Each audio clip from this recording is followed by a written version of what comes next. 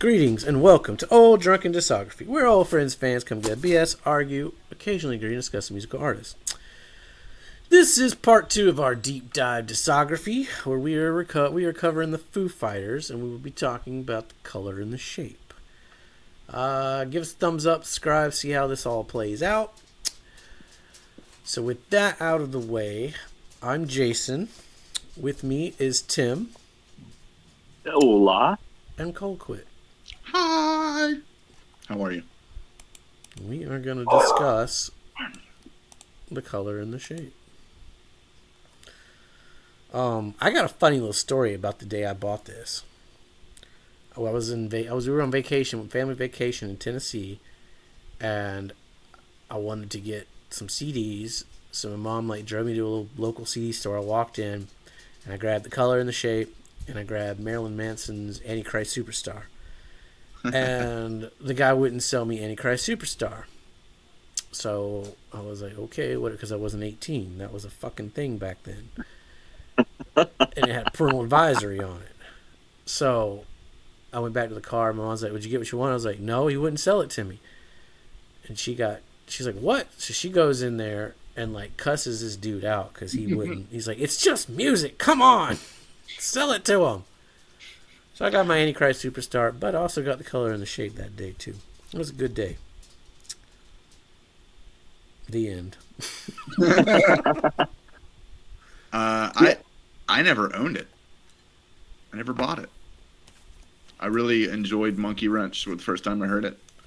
And then, of course, My Hero was a big song, and Everlong obviously was possibly the song of the 90s in alt rock, I think, maybe, possibly. I think it's going to be like Time of Your Life, Everlong. Everlong's definitely above Time of Your Life, no offense. I don't think so. Everlong wasn't played at every fucking graduation since. But that's not... No, but it's played at every junior high dance, yeah. And more people die at funerals or and get whatever. married.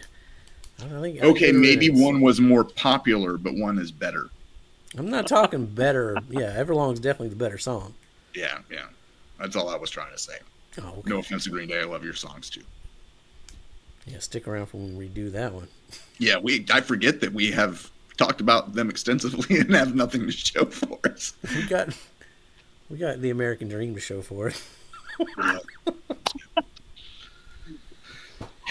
Anyway. Yeah, it's killing me. Anyway, so what were you saying? You got Everlong? Yeah, no, I mean, I just don't think it's a great album. I think it's a bunch of good songs, and they're all great, but it doesn't work as an album for me. I like the whole Luis Post trilogy of songs, February Stars, Everlong, and then Walking After You, just because I love Luis Post a lot, and I love Walking After You. I think that's one of the most Beatles songs ever, but I also think the version on this record isn't as good as the version that features Taylor on the X-Files, the show soundtrack thing that came out. That one's just so much better. Yeah. I love this record. I just don't think it's their best. I think it might be a little overrated because of the popularity of a couple of the songs on here. I don't like My Hero. I've never liked that song. I like the video because it was kind of cool because, you got people running away and stuff, and that's fire and fun. I don't remember actually what happens in the video. But Monkey Wrench is maybe my favorite Foo Fighters song, actually. But an Everlong classic. But yeah, it's not my favorite. I feel like this band is a good album, bad album, good album, bad album band. And this is unfortunately one of the bad albums in comparison to the good albums. If that makes any sense. Well, hot takes, I know. And I apologize to people who violently disagree with me. But the rational ones that disagree with me, we can chat. I mean, you know I'm going to be opposite because it's you and me, and we've been opposite since fucking high school. So yin yang. Yep. Oil vinegar. Everything. But all the love. Everything you just said. You disagree with violently. I disagree with, except for Walking After You. You're right. The X-Files version is 1,000% better than this version. Yeah. I I actually love the theme and flow of this record. You think just the last three are about Louise? I think the whole thing's about Louise. Well, okay, maybe, but I know that that's like a suite of songs that are specifically. That's just something. Justin Al told me this, that those three songs were together, and only later did it come out that it was about Louise Post. I think I don't remember. Yeah, but, she's actually on Everlong. Oh, really? Yeah. Uncredited, yeah. Yeah. I love that woman. He called her up like in the middle of the night. She answered the phone. He's like, "Hey, can you sing this?" And like, she sung it over the phone, and he recorded it. Oh, okay, that's awesome, man. Yeah, she liked one of my Instagram comments once, and I thought that was the coolest thing that's ever happened to me. Yeah, Louise, shout out Louise. Come on the show. Tell us about your Dave Grohl experience in Everlong. And how awesome your new solo that'll happen. Your new solo record's great too, by the way. Yeah, we might want to, maybe one day we'll revisit Veruca Salt now that I got different people. I would love to. You love Veruca Salt, so. I do. I almost went to see Bush just so I could see them. I did see Bush to see Veruca Salt. Yeah, see. In '97, I think. Yeah, I don't know. Probably. It was around the time Eight Arms to Hold You came out, so that tracks. 97, yeah. Yeah. So, but I love the flow and the theme of this. It goes from confusion, chaos to reflection and acceptance. It's a breakup album. It's not the best breakup album ever, but it holds its own. And then I'll go track by track, I guess. I'm a sucker for that short, quiet opening track, like Green Day's "Dose" with "See You Tonight," "Melancholy," and "Doll." The way it goes into Monkey Wrench with the very little pause, great sequencing. Monkey Wrench, holy shit, what a badass leading single. When you finally learn all the words to the "One Last Thing Before I Quit" section, there's not many more songs that's fun to sing along to than fucking Monkey Wrench. Kills at karaoke too, by the way. Yeah. If you're ever at karaoke, Hey Johnny Park, I love this one. The fact that he named the song Hey Johnny Park because he was trying to get in touch with a long lost friend, like a childhood friend. So he was trying to get his attention. One of the best song transitions on the album is from Johnny to My Poor Brain. That's another banger. Great lyrics. The quiet loud dynamic is good. And who doesn't love this? Sometimes I feel like I'm getting stuck between the handshake and a fuck. Wind Up, again, another banger. Love the main guitar riff. I could easily hear this one, heard this one on the self-titled. Up in Arms, top song contender. I freaking love Up in Arms. The opening section is gorgeous. One of my favorite vocal performances of Dave. Then you get the same words, only as rocking. My Hero, like, take it or leave it. I mean, it's good, but they played the shit out of it. The drumming is a hell of a lot more complicated than it sounds. I'm telling you, on Rock Band, this motherfucker was insanely hard to do. The bass line is sick too. I really enjoy the bass line. Yeah, the song's really composed really well. Like the guitars rise and fall. The production on this record too, Gil. Like, we'll get to him later. See You. I read that like nobody else in the band liked that song, and Dave had to fight for it. But I like it. It's swingy. It's fun. I like the random applause in the middle of the song. Enough Space. I didn't know this was based on a movie. I just really always liked the lyrics. I like the thought of not having enough space for dealing with people. Song rips. Dave screaming space at the end. Good shit. February Stars. Wonderful sequencing on the album again to go from Enough Space to the quiet February Stars. I love the build-up in this one. I grew up thinking this one was about Kurt. It's not. Kids these days are spoiled with their internets. He actually wrote this while he was in Nirvana. Everlong, just like the 1979 song by Pumpkins. Fuck everybody. This song deserves every bit of credit it gets.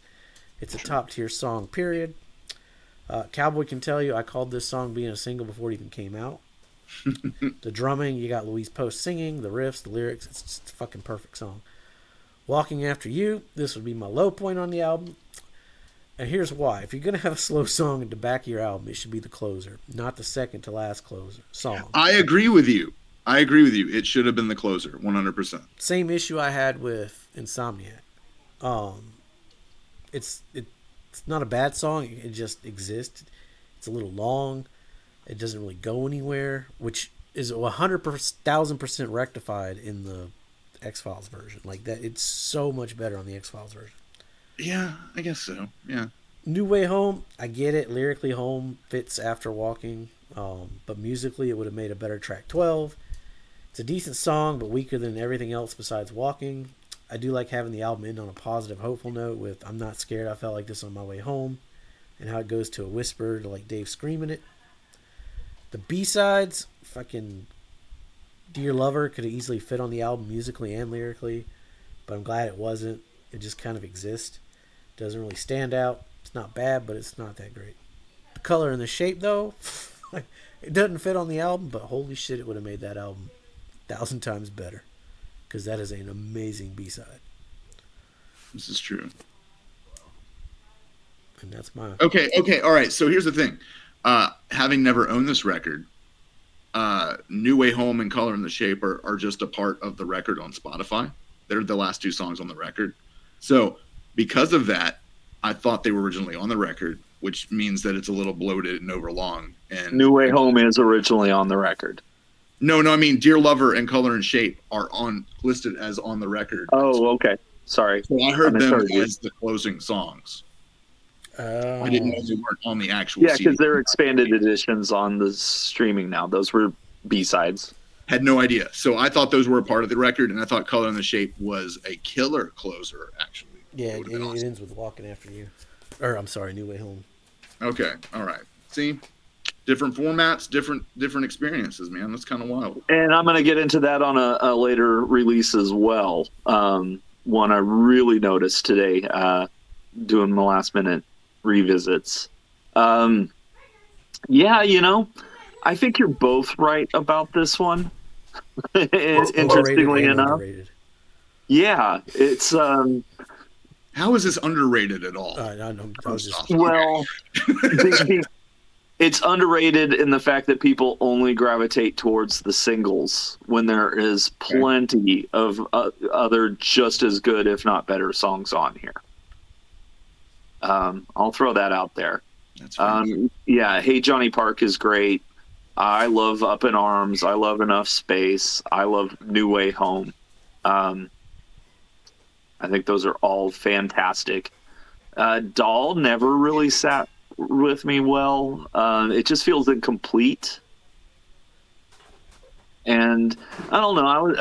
I was a release day buyer, and I was disappointed after the first album, and then there was also like some MTV taping or something they did in the UK that I had, taped onto VHS and watched the shit out of, where they performed a couple of these songs, prior to release, and they sounded better on that than they did on the album. So it was a little disappointing for me there, because they were some of my favorite songs from that live thing. Yeah, well, this game is so good live too. Like it's disgusting. The first time I saw him live was on the Color and the Shape tour. I saw this tour. And my favorite B-sides, of course, you got to throw out Requiem. Dave Grohl and Killing Joke have a long history together that this is part of. Of course, Baker Street was a single. And also you get the first Prince cover in Dear Lover. Or not Dear Lover, the Drive Me Wild, I'm sorry. So yeah, I don't know. It's I don't think it's as good as the first one, which we'll get to in a second, but I think there's some great stuff here.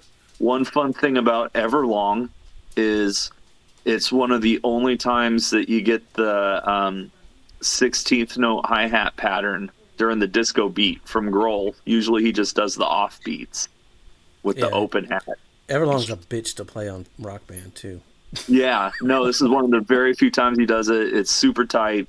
Obviously, being a drummer and being a fan of Dave Grohl for life, I'm in, and I listen to the shit out of this album. Is it one I go back to 7 years later? Not really. There's a couple songs that I'll forever like have on a playlist. But for the most part, this one's kind of skippable for me at this point. But that being said, it's still going to be higher up on my list Is because it is a great album. I go back to this one just as much as the first one. Just Sure. as much. I mean, it may be nostalgia. It may be. I think the production on this. I think Gil is great. The sound of it, the writing, like everything. They're firing on all cylinders for me on this one. Like the fact that I mean, Dave did the drumming on this one too. So okay, so that was my question. I was like, did Dave play drums on this one, or did it Yes. play Sunny Day? not originally, but the Sunny Day He guy wasn't did the enough. drums. And then Dave like didn't like the way it came out, so he like went back and they kind of re-recorded it without dude's knowledge. And Yeah, William Goldsmith is credited on Doll and the slow part to Up in Arms. Oh wow. Those were the only parts they kept. The rest of it's scroll. those are the two easiest songs to play in Rock Band off this record. Well, to be fair, Sunny Day has never been a very technical band. They've just been very moody, you know. Yeah. But yeah. So is the next record, is that the one Taylor starts playing drums on, or He does half of it. Yeah. okay, all right. Just curious. Like this Yeah. I mean, this is before Chris from No Use. This is Yeah. Yeah, it was still Pat Smear in the band at this point, right? yeah. Well, Pat was still Pat Smear did the album and then quit before the tour. So Yeah. when I saw him, it was the Franz years when Franz Stahl was in the band and Taylor. Okay, gotcha, man. I saw him in '99 for the Nothing Lose. Okay. Which is we'll when talk they about got that shifted. next. Yeah. And I Yeah, had no idea who that was at the time. No idea. I unfortunately did not get to see them until like, I don't know, 7 years ago, like way late in their career. So it was like a greatest hits show basically, and it was awesome. But dude, And I saw that tour It's as so well. good. Yeah, it's so good live. It's so amazing. Your yeah. champ. So when I saw him on this tour, Tonic opened up. Oh Lord, if you could only see the way. Yeah. They I were did terrible. not even know who the fuck sang that or who Tonic was, but now When putting she it together, says she loves me, yeah. that's pretty bad. That was, yeah. A Yeah. one-hit wonder, buddies. Yeah. Foo Fighters were great though. I saw them play with the Chili Peppers. I can only imagine who was the better band that night. I barely remember the Chili Peppers playing. I remember hearing people talking about that show because I had to work. I was at Blockbuster at the time, and I couldn't get off work because everybody else was going to it. And people came back and they were like, "Dude, Foo Fighters were great, but Peppers fucking suck, dude." Yeah, it was kind of the It's sad. the feel of that night. But The important thing here is the Foo Fighters are great, and if you ever get a chance to see them live, you should see them. 100%. so saying that, I'm just we don't know each other's rankings or picks. It's all, but I'm judging from the two of you guys that it did not top the first album. No. That's correct for me. Yeah, that's an affirmative. See, this is where I struggle too, because You do love them both very much. this is super damn hard to rank these two albums. It could change daily as to which one I like more, but hearing them back to back, I think I'm going to stick with Self-Titled over Color. Only because of Walking After You.